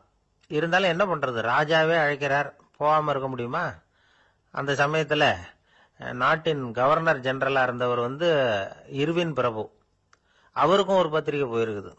வாங்கி பார்த்ததும் அவருக்கு பயங்கர எரிச்சல். உடனே குப்பை தொட்டியில போட்டுட்டாராம். மாட்சிமை தங்கிய பிரிட்டன் சக்கரவர்த்தியின் பிரதிநிதியான தன்னை கேவலம் ஒரு நாயின் திருமணத்துக்காக அழைக்கிறதா அப்படின்னு அவருக்கு ஆத்திரம். இருந்தாலும் கல்யாணம் பிரமாதமா நடந்துதான். கல்யாணத்தன்னைக்கு பொண்ணுக்கு ஸ்பெஷல் குளியல், தண்ணீருக்கு பதிலாக வாசனை திரவியங்கள், பன்னீர், குளிச்சதுக்கு அப்புறம் அலங்காரம், வைர மாலை, முத்து மாலை, ஏகப்பட்ட அலங்காரம். மாப்பிள்ளையை அழைக்கிறதுக்கு ரயில்வே ஸ்டேஷன்ல ராஜ குடும்பமே காத்துக்கிட்டு இருக்குது. அவங்களோட வளர்ப்பு நாய்கள் 250. அத்தனை நாய்களுக்கும் பட்டு துணி போத்தி இருக்குது. முத்து வடங்கள் அணிவிச்சிருக்கிறாங்க. எல்லாம் ராஜ நாய்கள். அதுகளையும் வீதியில நடக்க விடலையாம். அதுகளை சுமந்துகிட்டு போக அலங்கரிக்கப்பட்ட யானைகள் காத்துக்கிட்டு இருக்குதாம். மாப்பிள்ளைக்கு வரவேற்பு எப்படி தெரியுமா? அது நடந்து வர்ற பாதை பூரா ரத்தன கம்பளம் விரிச்சிருக்குது. 2 பக்கமும் ராஜாங்க அதிகாரிகள் கைகட்டி நிக்கிறாங்க. அரசு படை வீரர்கள் அணிவகுப்பு மரியாதை செலுத்துறாங்க. அந்த நாய் ராஜ மரியாதையோட நடந்து வருது. நகையெல்லாம் போட்டுக்கிட்டு வருது. திருமண மண்டபத்துக்கு சேருது. அங்க கல்யாணம் அமோகமா நடக்குது. இந்த திருமணத்தை முன்னிட்டு அந்த ஜூனாகட் சமஸ்தானத்துக்கு 3 நாள் விடுமுறை வேற. கல்யாணத்துக்கு வந்திருந்தவங்களுக்கெல்லாம் ஏக தடபுடலா விருந்து, நாட்டியம் எல்லாம் பிரமாதமா நடந்துதான். இந்த கல்யாணத்துல கலந்துக்க வந்திருந்த மற்ற சமஸ்தானத்து மன்னர்கள், திவான்கள், அரச குடும்பத்தினர், இப்படி அவங்க 700 பேராம். அவங்க போறதுக்காக விசேஷ ரயில்கள்லாம் வேற விட்டுருக்காங்க. கல்யாணம் முடிஞ்சதும் அந்த நாய் தம்பதிகளோட பெரிய பெரிய மன்னர்கள்லாம் ஒன்னா உட்காந்து சாப்பிட்டாங்களாம். ஏர் கண்டிஷன் அறையில அந்த தம்பதிகள் கொஞ்ச காலம் வாழ்ந்திருக்கிறாங்க. கொஞ்ச நாள்ல மாப்பிள்ளைக்கு மரியாதை குறைய ஆரம்பிச்சுட்டுது. வெளியில துரத்தி விட்டாங்களாம். அந்த பெண் நாய் மட்டும் ராஜ போகங்களை அனுபவிச்சு வந்துதான். இந்த கல்யாணத்தை பார்த்துட்டு தொடர்ந்து மற்ற சமஸ்தானத்து மன்னர்களும் நாய் திருமணங்கள் நடத்த ஆரம்பிச்சுட்டாங்களாம். இது உண்மையில நடந்திருக்குது. இப்படி அது இருக்கட்டும். இப்ப நம்ம கதைக்கு வருவோம். ஒரு ராஜாவுக்கு ரொம்ப நாள் கழிச்சு ஒரு குழந்தை பிறந்துதான். அரண்மனை ஜோசியரை கூப்பிட்டுருக்கார் ராஜா. ஜோசியரே, என் மகன் வருங்காலத்துல சிறந்த வாழ் வீரனா வரணும்னு ஆசைப்படுறேன். வருவானாங்கிறத கொஞ்சம் பார்த்து சொல்லுங்களேன் அப்படின்னாராம். ஜோசியர் சொன்னார், மன்னா, உங்க புள்ள வாழ் வீரனா வர்றது கஷ்டம். ஆனா அவரும் உங்களை மாதிரியே நாய்க்குட்டிகள் பேர்ல பிரியமா இருப்பார். அதுகளுக்கு கல்யாணமும் பண்ணி வைப்பார் அப்படின்னாராம். அது எப்படி கண்டுபிடிச்சிங்க அப்படின்னு கேட்டிருக்கார் ராஜா.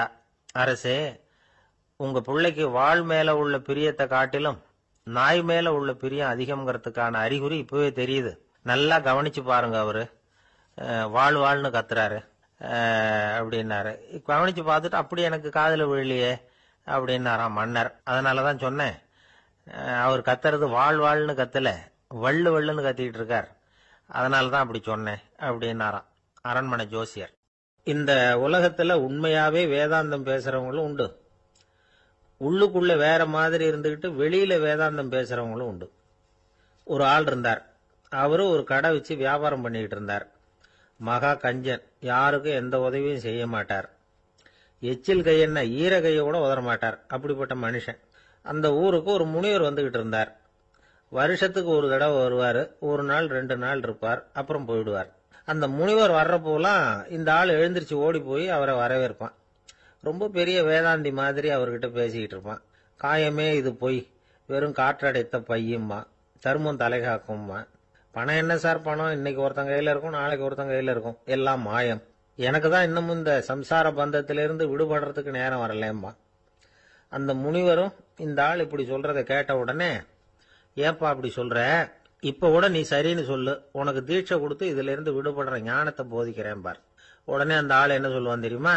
ஐயோ சாமி, இப்போ அது எப்படிங்க முடியும், பிள்ளைங்கள்லாம் சின்ன சிறுசுங்க, அதுகளுக்கெல்லாம் ஒரு கல்யாணம் காட்சின்னு செஞ்சு கடமையை முடிச்சுட்டா நீங்க சொல்றபடி செஞ்சு விடலாமா. சரி, இன்னும் முனிவர் போயிடுவார். அடுத்த வருஷம் வருவார். இவன் வழக்கம் போல வேதாந்தம் பேசுவான். சரி தீட்சை கொடுக்குறேன் வா அம்பார். பேரம்பேத்திய பார்க்கணும், கோர்ட்ல கேஸ் ஒன்று இருக்கு, அது முடியணும் அப்படின்னு தயங்க ஆரம்பிச்சிருவான். எல்லாம் சொல்லுவான், ஆனா குடிக்கிறதுக்கு தண்ணி கூட கொடுக்க மாட்டான். ரொம்ப வருஷம் கழிச்சு மறுபடியும் ஒரு நாள் அந்த ஊருக்கு முனிவர் வந்தார். இவன் கடைக்கு வந்தார். அப்புறம் அங்க கல்லாவில் நம்ம ஆள் இல்லை, அவன் புள்ளதான் உட்காந்துருக்கிறான். அப்பாவை போலவே புள்ளையும் எழுந்திரிச்சு ஓடியாந்து முனிவரை வரவேற்றான். அப்பா எங்கன்னு விசாரிச்சாரு முனிவர். ஐயோ அதை ஏன் கேக்குறீங்க சாமி, உங்ககிட்ட தீட்சை வாங்கி இந்த சம்சார பந்தத்திலிருந்து விடுதலை பெறணும்னு சொல்லிக்கிட்டே இருப்பார், அது நிறைவேறாமலே போய் சேர்ந்துட்டார். போன மாசம் ஒரு நாள் திடீர்னு நெஞ்சு வலிக்குதுன்னாரு, அவ்வளவுதான் போட்டுன்னு போயிட்டார் அப்படின்னு புலம்புனான் பையன். இதை கேட்டதும் முனிவர் சிரிச்சாரான். அவன் எங்கடா போவான், உன் அப்பா எங்கேயும் போகல, இதோ வாழை ஆட்டிக்கிட்டு உன் காலடியிலே இருந்துகிட்டு இருக்கான் பார் அப்படின்னு சொல்லி அங்க நின்றுகிட்டு இருந்த ஒரு நாயை சுட்டி காட்டினாராம். என்ன சாமி சொல்றீங்க அப்படின்னு ஆச்சரியமா கேட்டிருக்கான் பையன். உடனே முனிவர் அந்த நாயோட தலையில ஒரு தட்டு தட்டி பேசுறா அப்படின்னாராம். உடனே அந்த நாய் வேதாந்தம் பேச ஆரம்பிச்சுட்டுதான். காயமே இது போய் வெறும் காற்றடைத்த பைய அப்படின்னு தான். முனிவர் சொன்னார், அடே இப்பவும் ஒன்னும் கெட்டு போகல, நீ விரும்புனா சொல்லு, உனக்கு தீட்சை கொடுத்து என் பின்னாடியே அழைச்சிட்டு போயிடுறேன், அங்க அழைச்சிட்டு போய் உனக்கு ஞானத்தை போதிக்கிறேன், வர்றியா அப்படின்னு கேட்டிருக்காரு. உடனே அந்த நாய் சொல்லிச்சான், ஐயோ அதை ஏன் கேக்குறீங்க சாமி, நான் உண்ணாம தின்னாம ஏராளமான சொத்து சேர்த்து வச்சுட்டேன். என் பிள்ளைங்க அதோட பெருமை தெரியாம ராத்திரி நேரம்லாம் கதவை திறந்து போட்டுட்டு தூங்கிடுவாங்க. அதனால இப்படி நாயா பிறந்து ராத்திரி பகலா சுத்தி சுத்தி காவல் காத்துட்டு கிடக்கிறேன். இப்ப எப்படி சாமி வர முடியும் அப்படின்னு கேட்டுதான். அறியாமையிலேயே சுகம் கண்டு இப்படி இருக்கிற ஆளுங்களுக்கு எப்படி விடுதலை கிடைக்கும், எப்ப விடுதலை கிடைக்கும் அப்படின்னு கேட்கிறார் தசாவதானி, திருக்குறள் பேர் ராமையா. அவர் கேட்கறது நியாயம் தானே. இந்த காலத்து பையன் ஒருத்தன் அப்பா கிட்ட சொன்னான், அப்பா இன்னைக்கு நான் 1 ரூபா மிச்சப்படுத்தி விட்டேன் அப்படின்னு. நானும் அப்படியா, என்னடா பண்ணேன்னு கேட்டிருக்காரு அப்பா. டவுன் பஸ்ல ஏறாம அது பின்னாடியே ஓடியாந்தேன், 1 ரூபா மிச்சம் தானே அப்படின்றான். அட பாவி, ஒரு ஆட்டோ பின்னாடி ஓடியாந்துருந்தா 10 ரூபா மிச்சமாயிருக்குமே, வேஸ்ட் பண்ணிட்டியே அப்படின்னாராம் அந்த அப்பா. ஒரு கோவில்ல ஆன்மீக சொற்பொழிவு நடந்துகிட்டு இருக்குது. ஒரு பெரியவர் பேசிக்கிட்டு இருக்கார். கடவுளை பத்தியும் சொர்க்கத்தை பத்தியும் மனுஷனை பத்தியும் அவர் விவரமா பேசுறார். எல்லாரும் உட்கார்ந்து கேட்கறாங்க. அந்த கூட்டத்துல ஒரு தத்துவ ஞானியும் உட்கார்ந்துருக்கிறார். அவரு அவருடைய நண்பர். பேசி முடிச்சதும் அந்த பெரியவர் மேடையை விட்டு இறங்கினார். நேரா அந்த தத்துவ ஞானி கிட்ட வந்தார். எப்படி இருந்தது என்னுடைய பேச்சு அப்படின்னு கேட்டார்.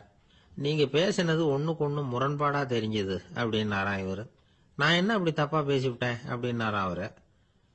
கடவுளை நம்புகிறவன் சொர்க்கத்துக்கு போவான்னு சொன்னீங்க, அப்புறம் நல்ல விதமா வாழறவன் சொர்க்கத்துக்கு போவான்னு சொன்னீங்க அப்படின்னாராம். இதுல என்ன முரண்பாடுன்னு கேட்டிருக்காரு அவர்.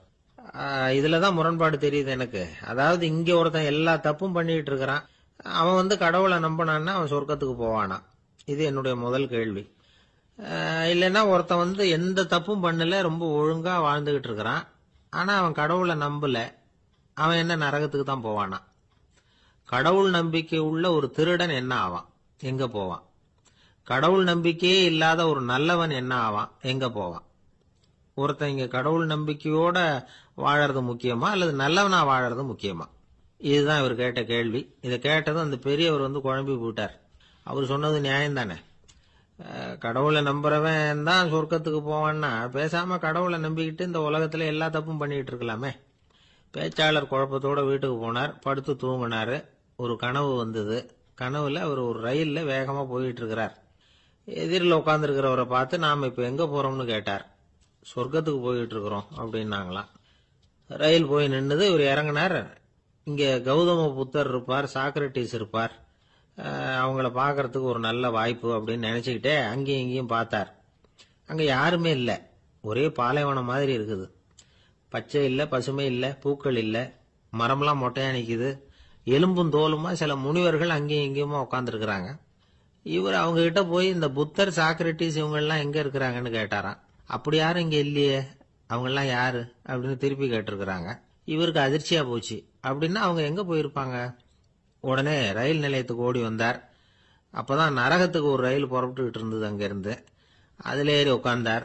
ரயில் வேகமா போச்சு. நரகம் நெருங்க நெருங்க காற்று குளிர்ச்சியா வீச ஆரம்பிச்சுதான். வெளியில பசுமையா இருந்துதான். அழகான மலர்கள், அழகான நீர்நிலைகள், நந்தவனங்கள், ரொம்ப அருமையா இருக்குது. ரொம்ப அங்க இருந்தவங்க எல்லாம் ரொம்ப மகிழ்ச்சியா உல்லாசமா வேற இருந்திருக்கிறாங்க. எங்க பார்த்தாலும் ஆடல் பாடல் உற்சாகம். இவர் ரயில விட்டு இறங்கினார். அவருக்கு சந்தேகம், இதுவா நரகம் அப்படின்னு விசாரிச்சிருக்கார். ஆமா, இதுதான் நரகம் நாங்களாம். எனக்கு ஒரு சந்தேகம் இருக்காரு, என்னன்னு கேட்டிருக்காங்க. கௌதம புத்தரும் சாக்ரட்டிஸும் லாவோஸும் இவங்க மாதிரி இன்னும் பல பேரும் கடவுள் நம்பிக்கை இல்லாதவங்க, அவங்க எல்லாம் இங்க இருக்கிறாங்களா அப்படிங்கறது தான் என்னுடைய சந்தேகம் அப்படின்னாரா. இப்ப அவங்க சொல்லியிருக்கிறாங்க, இப்ப நீங்க பாக்குறீங்களே பசுமையும் பச்சை பயிர்களும் ஆடல் பாடல்களும் அழகிய மலர்களும், இது எல்லாமே கௌதம புத்தரும் சாக்ரட்டிஸும் அது மாதிரி மகான்களும் இங்க வர ஆரம்பிச்ச பிறகுதான் உண்டாக ஆரம்பிச்சது.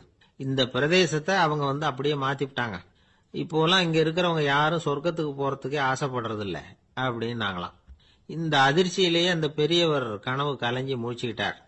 இதுல இருக்கிற கருத்து என்னன்னா, நல்லவர்கள் எங்க இருக்கிறாங்களோ அந்த இடத்துக்கு பேர் தான் சொர்க்கம். சொர்க்கம் நரகம்ங்கிறதெல்லாம் ஆன்மீக பண்புகள், அவ்வளவுதான். ஒரு ஊர்ல ரெண்டு இணைபிரியாத நண்பர்கள். ஒருத்தன் கேட்டான், இப்ப கடவுள் நம்ம முன்னாடி உங்க ரெண்டு பேர்ல யாராவது ஒருத்தர் மட்டும் என்னோட சொர்க்கத்துக்கு வரலாம் அப்படின்னு கூப்பிட்டா நீ என்ன சொல்லுவேன்னு கேட்டானா. இவன் ரொம்ப பெருந்தன்மையா உன்னையே அழைச்சிட்டு போக சொல்லிடுவேன் அப்படின்னு இருக்கான். அப்படின்னா உனக்கு சொர்க்கம் வேணாமான்னு கேட்டிருக்கான் அவன். நீ என்னை விட்டுட்டு போனாவே அப்புறம் இந்த பூலோகமே எனக்கு சொர்க்கம் தாண்டா அப்படின்னு நானா இவன். ஒரு சின்ன பையன் வந்தான். அவனை பார்த்து ஒரு கேள்வி கேட்டோம். ஏன்பா உங்க வீட்டுல அம்மா புத்திசாலியா அப்பா புத்திசாலியா அப்படின்னு. அவன் அலட்சியமா நம்மளை பார்த்து சிரிக்கிறான். என்ன சார் இது, இந்த காலத்துல இது கூட தெரியாம இருக்கிறீங்களே அப்படிங்கிறான். ஒரு சின்ன பையன் நம்மளை பார்த்து இப்படி கேட்டு விட்டானே அப்படின்னு நினைக்கிறப்போ நமக்கு ஒரு மாதிரி ஆயிடும். அதுக்கப்புறம் தான் இந்த தாத்தா பாட்டிலாம் சொல்ற ஒரு கதை ஞாபகத்துக்கு வந்தது. அது என்ன கதை தெரியுமா? ஒரு ஊர்ல ஒரு அம்மாவும் பிள்ளையும் இருந்தாங்களாம். அந்த மகனுக்கு திடீர்னு தேசாந்திரம் போய் வரணும்னு ஆசை வந்துட்டுது. ஊர் ஊரா போய் சுத்தி பார்க்கணுங்கிற ஆசை. அந்த அம்மாவுக்கு இது பிடிக்கல. மகனை பிரிஞ்சு இருக்கிறதுக்கு அவங்க மனசு இடம் கொடுக்கல. வேணாப்பான்னு சொல்லி பார்த்தாங்க, அவன் கேட்கல. திடீர்னு புறப்படவும் செஞ்சுட்டான். சரி, இனிமே அவனை தடுக்க முடியாதுன்னு முடிவு பண்ணிட்டாங்க அந்த அம்மா. இருந்தாலும் புத்திசாலித்தனமா ஒரு யோசனை பண்ணாங்க. மகனை கிட்டத்துல கூப்பிட்டாங்க. அவங்ககிட்ட சொன்னாங்க, இதை பாருப்பா, நீ தேசாந்தரம் போறதுன்னு தீர்மானம் பண்ணிவிட்ட, அதை நான் தடுக்கல, போயிட்டு வந்துரு. ஆனா போறதுக்கு முன்னாடி எனக்கு ஒரு வாக்குறுதி கொடுத்துட்டு போ அப்படின்னாங்க. போறப்போ ராத்திரியா இருந்தாலும் பகலா இருந்தாலும் சரி புளிய மரத்து நிழல்ல தான் தங்கணும். திரும்பி வர்றப்போ இரவும் பகலும் நீ வேப்ப மரத்து நிழல்லே தங்கணும் அப்படின்னாங்க. சரி அப்படியே செய்யறேன்னு சொல்லி வாக்குறுதி கொடுத்தான் பையன். புறப்பட்டு போனான். போற வழியில புளிய மரத்து நிழல்லே தங்கினான், தூங்கினான். அப்படி போயிட்டே இருந்தான். 7வது நாள் அவன் உடம்பு சுகம் இல்லாம போயிட்டுது. ரொம்பவும் பலவீனம் ஆயிட்டான். இனிமே நடக்க முடியாதுங்கிற நிலைமை வந்துட்டுது. யோசிச்சு பார்த்தான். சரி, இதுக்கு மேல போக வேண்டாம் அப்படின்னு முடிவு பண்ணிட்டு திரும்பி வர ஆரம்பிச்சுட்டான். திரும்பி வர்றப்போ வழியில வேப்ப மரத்து நிழலையே தங்கி தங்கி வந்தான். நாளுக்கு நாள் உடம்பு சரியா வந்துட்டுது. 7வது நாள் வீட்டுக்கு சேர்றான். உடம்பு பழையபடியே கலகலப்பாயிட்டுது. பூர்ண சுகம். தேசாந்திரம் போன பையன் திரும்பி வந்துட்டானே அப்படின்னு அந்த அம்மா ஆச்சரியப்படலை. ஏன்னா அவங்களுக்கு தெரியும் இப்படி ஆகும்னு. பையன் சீக்கிரமா திரும்பி வரணுங்கிறதுக்காகத்தான் அவங்க அந்த யோசனையை சொன்னாங்க. என்ன விஷயம்ங்கிறதையும் அவங்களே சொன்னாங்க. மகனே, புளிய மரத்து நிழல் உடம்புக்கு உஷ்ணத்தை கொடுக்கும், சீக்க உண்டாக்கும். அதனால நீ தொடர்ந்து புளிய மரத்து நிழல்ல தங்கினாவே நோய்க்கு ஆளாயிட்ட. அதனால பயணத்தை முடிச்சுக்கிட்டு திரும்பி வரணுங்கிற முடிவுக்கு வந்துட்ட. திரும்பி வர்றப்போ நீ தங்கினது வேப்ப மரத்து நிழல், அது உடம்புக்கு குளிர்ச்சியை தரக்கூடியது, நோயை தீர்க்கக்கூடியது. அதனால சுகமா வீட்டுக்கு வந்து சேர்ந்துட்டேன். உன்னோட தேசாந்திர பயணத்தை தடுக்கிறதுக்காக தான் இப்படி பண்ணினேன் அப்படின்னாங்களாம் அந்த அம்மா. பாத்தீங்களா அம்மாவோட புத்திசாலித்தனத்தை? அப்பாவா இருந்தா இப்படியா பண்ணுவார்? ஒரு அப்பா பையன்கிட்ட 10 ரூபா கொடுத்து இதை எடுத்துக்கிட்டு அடுத்த ஊருக்கு போய் அங்க இருக்கிற மாமா கிட்ட இதை கொடுத்துட்டு வாடா, வழியில எங்கேயாவது மரத்தடியில படுத்து தூங்கி விடாதே அப்படின்னு எச்சரிக்கை பண்ணி அனுப்புனாராம். பையனுக்கு எச்சரிக்கையா வாழறது எப்படிங்கிறத கத்துக் கொடுக்கறதுக்காக இப்படி பண்ணார். அவன் பணத்தை வாங்கிட்டு போனான். அப்பா சொன்னதை மறந்துட்டு ஒரு மரத்தடியில படுத்து தூங்கிட்டான். அவனுக்கு தெரியாம அவன் பின்னாடியே போன அப்பா அவன் கையில இருந்த அந்த 10 ரூபாயை நைஸா எடுத்துட்டு வந்துட்டார். அவன் பையில தானே வச்சிருந்தான், அது தெரியாம எடுத்துட்டு வந்துட்டார். அவன் தூங்கிட்டு இருக்கான். எடுத்துட்டு ஒரு மறுபடியும் வீட்டுக்கு வந்துட்டார். பையன் முழிச்சுக்கிட்டு பைய தடவி பார்க்கறான், பணத்தை காணும். அழுதுகிட்டே திரும்பி வந்தான். அப்பா கிட்ட விஷயத்த சொன்னான். அப்பா சிரிச்சுக்கிட்டே சொன்னார், அதுக்கு தான்ப்பா ஆரம்பத்திலேயே எச்சரிக்கை பண்ணினேன், இனிமேலாவது நீ ஜாக்கிரதையா இருக்கணும் அப்படிங்கிறதுக்காக தான் இப்படி பண்ணினேன். அந்த பணம் எங்கேயும் போயிடல, நான் தான் அதை உனக்கு தெரியாம எடுத்து வச்சிருக்கிறேன். இதோ பாரு அப்படின்னு